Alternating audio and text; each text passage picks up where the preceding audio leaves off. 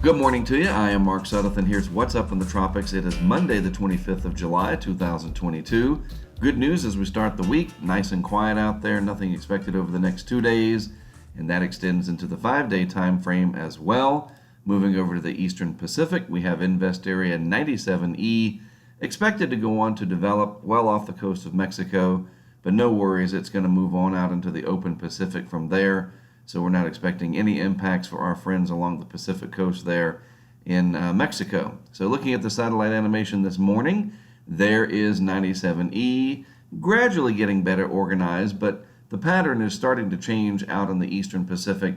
So I think this parade of one storm and hurricane after another is going to slowly come to an end here as we round out the month and get into the first part of August. And in the Western Atlantic, things are fairly favorable overall. Pretty good moisture content, upper level winds are becoming more favorable, but there's just not anything to take advantage of that right now. So that's good news, certainly. Sliding over to the Eastern Atlantic, everything is dominated generally by the strong presence of the Saharan air layer, and we can see that very well here on this particular product from the University of Wisconsin. Just a tremendously dry air mass. In fact, we look off the coast of Africa over here, I have never seen that color before, sort of that white and then the blue-gray. Something's happening out there with extremely dry air coming off the northwest coast of Africa there near the Canary Islands.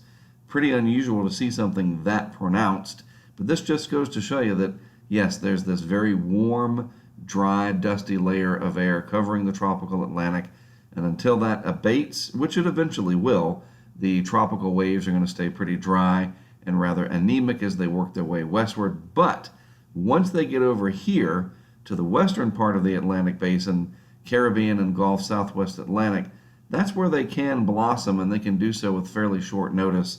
So that's something we need to keep an eye on. And it's hurricane season, so we will be keeping an eye on things regardless, right?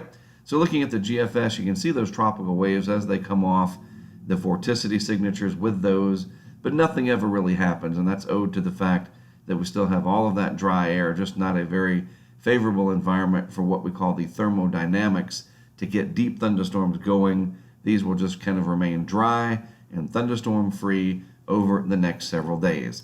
I am still out in the desert Southwest. I'll be out here through Thursday, where now we do have flash flood watches in effect for a good chunk of Arizona and Southwest Utah. Our target area today will be the Southwest Utah area, and I will discuss that more, plus other topics, during my hurricane outlook and discussion video, which I'll put on a little later this morning. All right. Thanks for tuning in. As always, I appreciate it. This has been What's Up in the Tropics. I am Mark Sudduth.